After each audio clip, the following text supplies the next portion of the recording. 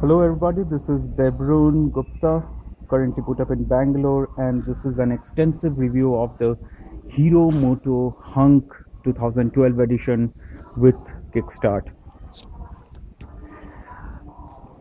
This vehicle I bought on November 2012, so it's approximately 5 months since I bought this bike, and I'm really happy with this bike because I've been thinking to get this bike for quite some time now, but due to address proof validation and issues related to it, I was not able to purchase a bike. But finally, all's well that ends well, and this bike is currently with me.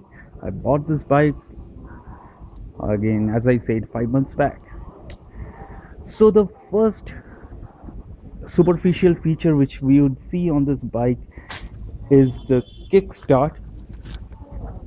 This is the full-fledged kickstart, which was missing in the previous version of Hero Hunk and CBZ Extreme 2. But currently, with the new, let's say, with the 2012 version, has included these kickstart back, and here it is. Apart from that, all Hero Honda logos have been replaced by Hero. So this again looks quite cool, I would say. Really, it looks really cool. The Hero logo, the new Hero logo. Previously, the Hero Honda logo was quite big, and currently the Hero logo looks quite cool. Another superficial changes we would see is the headlight visor. As you can see, this is quite different from the previous hunks, which was launched, and this is the version, this is the visor which has been revised in the last edition of the hunk, and which still continues. So apart from that, there has been slight touches of Aster gold here and there, like in the shock absorbers, and again in the backside also the GRS reservoir. These colors of this GRS reservoir has already also been touched with Aster gold. The red shocks, well, what to say, from a distance it always looks good. The red shocks, it always gives you a distinctive feeling that okay, that's a bike with some difference. The red shocks really looks good on this bike, as well as the spark plug section also has been marked in red. So again, nice color play. Coming to the bike, the top of the bike, this is the exact position, this is the exact feel uh, which you'd will experience if you are driving the bike. You can see the hunk flaps are quite elaborate, quite distinctive, and it really gives you a very big bike feel, and I like that. uh, Coming to the engine and the five spokes wheel, they are all in black. I'm really sorry, the wheel are, though they are black, but it's quite dirty right now because I am yet to clean it. But everything is black, black, black. It looks really macho and really cool. Seats, these are not exactly step seats as we would see in let's say 135 LS, or we would be seeing in several other bikes, but this is something we can call it as a semi step seats. The driver's seat is quite comfortable, quite let's say spacious to sit for, and the second step seat for the pillion is not that comfortable, to be very honest, but again it gives a sporty look to the bike, and also when you drive it. Cool. Now the USP of this bike, the instrument console. As we can see, okay, yeah, so as we can see, we are having three units out here in the instrument console. The left one is the fuel meter, the center one is a well elaborate and distinctive tachometer, and on the right hand side we have a digital display.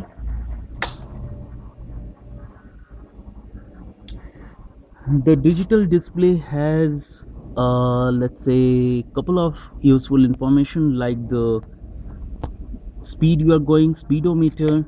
It has a trip, it has a total kilometers run so far, and a clock. The clock is a really very important tool, and I like the essence of it. It really helps in couple of positions where I need to check the time, but at the same time, no, I can't, let's say, I don't have that opportunity to look into the watch. So this clock in the dashboard really helps a lot.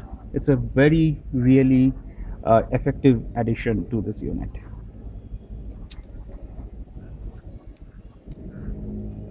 Coming to slightly, let's say, coming to slightly different point of view, the mufflers, the exhaust mufflers have been made glossy black.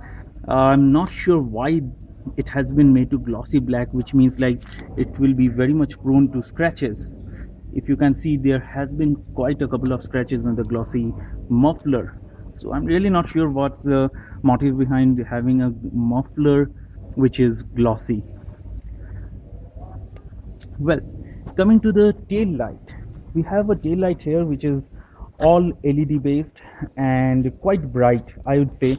Though in a couple of reviews online, we have seen like they say like the tail light is not very bright and it's not very luminous.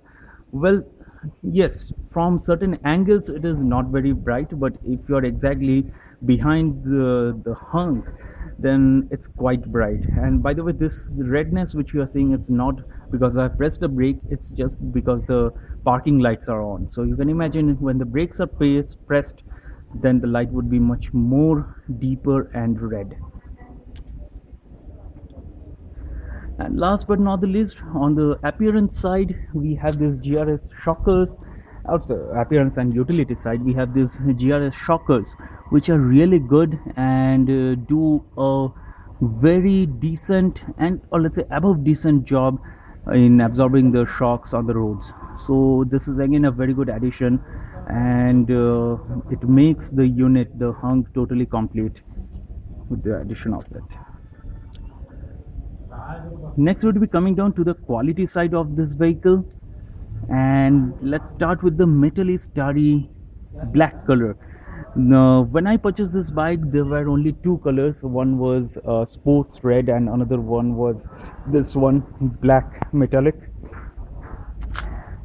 This is not exactly black. You can see small star type, let's say, shining creatures out there, and I have named it as Metallic Starry black color.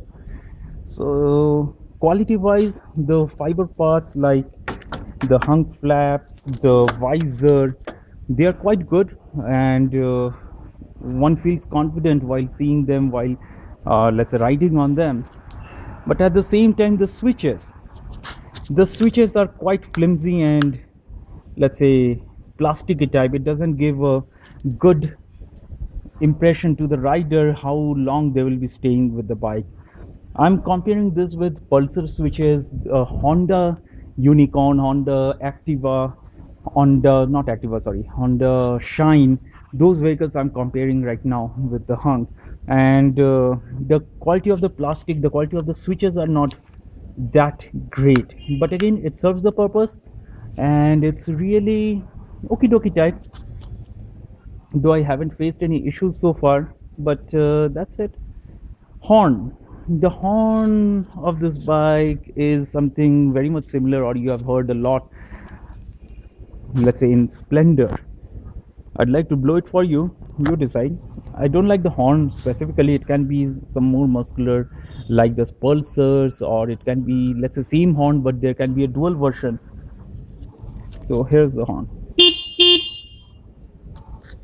It sounds loud here, but believe me, when you are on the road, when you are on in the traffic jam, it sounds very feeble, and I sometimes feel embarrassed by it. Okay, so that's a negative from my side. It shouldn't be a negative from everyone's point of view, but that's it.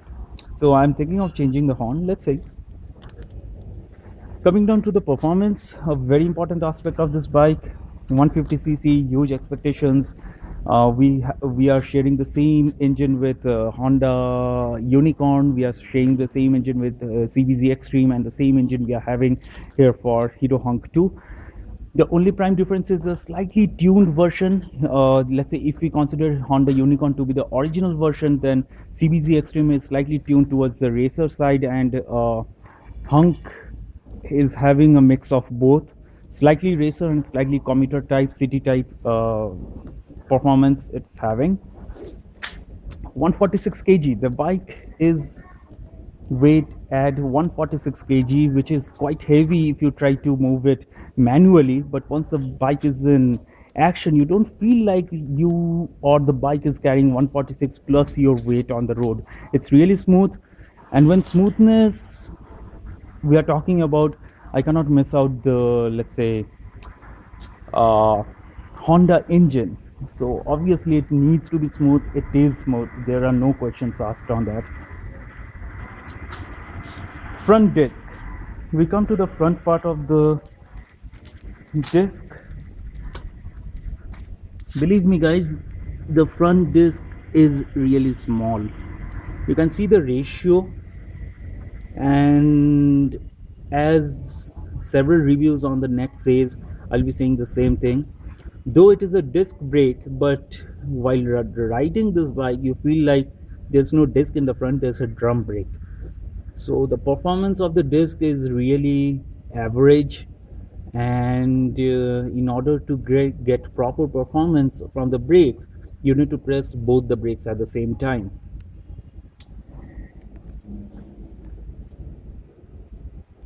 Okay, so we have here the headlights. Headlights are quite bright, and having said that, the lower beam is not that great. The lower beam though has a huge let's say radius, means if there's no light elsewhere on the road, then you'll be able to see the road properly with the headlights which are coupled in, I mean the lower beam. But on a greater level, if you are going on a touring, you're going on a weekend let's say visit to someone or some place, a picnic kind of thing, I really doubt this vehicle would be a good one, considering the lower beam to be very less visible and effective. Though I made some changes, I made some adjustments during the second servicing, and currently the situation is far better. So having said that, it doesn't mean like the lower beam is bad, don't buy this bike. I'm not saying that. There can be some further adjustment to some level, ensuring the headlights discrepancy, headlight issue can be resolved. Okay, now we come to the feather touch start. You people have, we all have heard about Hunk's feather touch start, and even when I went for a test drive, that was the point in my mind. Let's see how it is.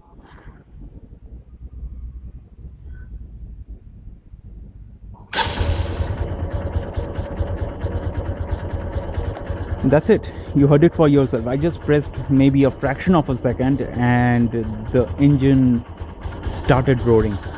I'd like to give you an insight of the engine noise.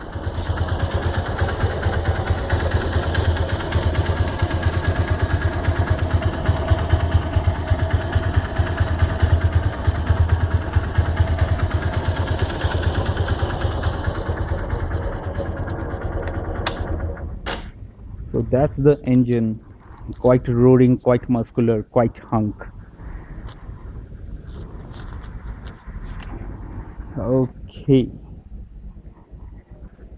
as I mentioned earlier that this bike is quite a combination of Unicorn and CBZ Extreme. So the initial pickup in the city ride conditions are quite good. The maneuvering in traffic, the let's say driving in traffic conditions, in city conditions, it's quite good.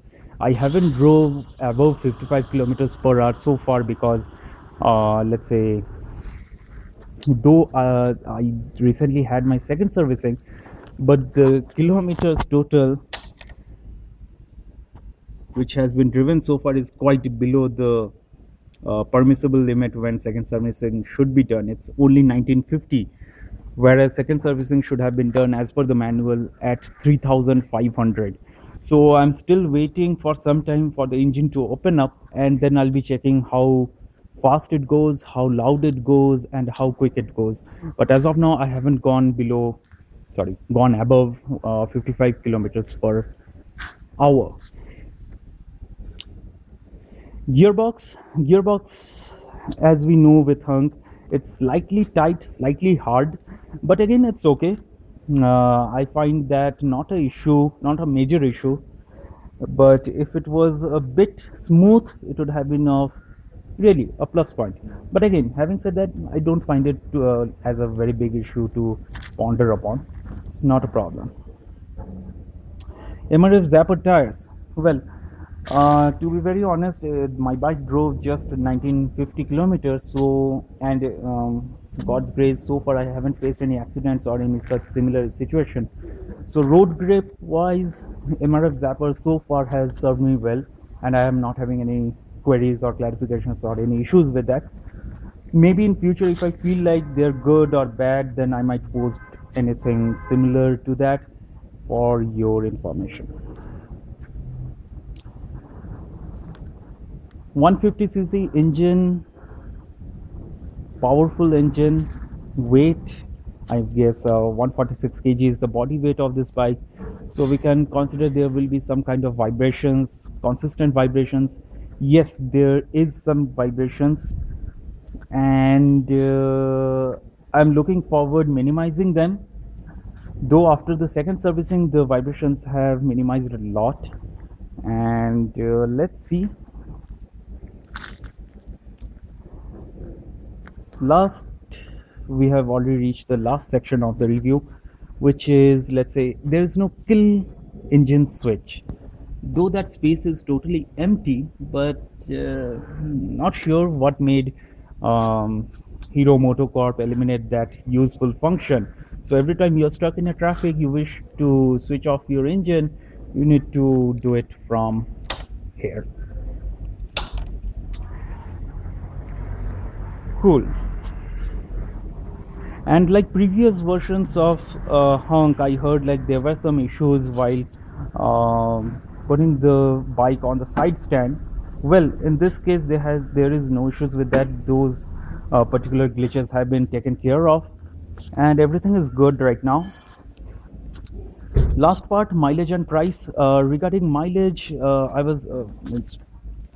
let's say around first servicing, I was getting around 48, sometimes 30, 35.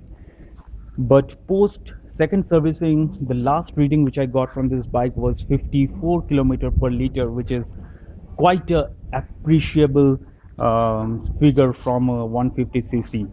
So I'm really happy from the mileage point of view. Though I'd like to mention, like, I drove within the speeds of 45 to 55 kilometer per liter, and kilometer per hour. And one more thing, I used clutch wherever possible. I prohibited using the I didn't use the clutch. I prohibited it using it, and maybe that's the reason I got this mileage, and I'll be continuing doing the same practice. Price wise, I bought this vehicle in November 2012.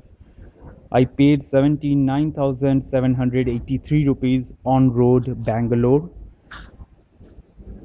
Just a small word of caution, the showroom people will be charging you more if you are staying on rent and all those stuff.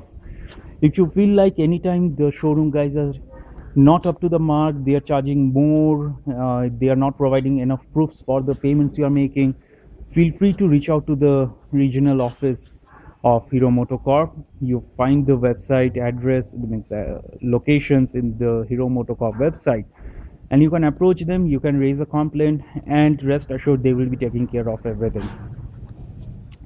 Similar thing happened to me too, and I reached out to the Hero MotoCorp regional office, and they took care of everything.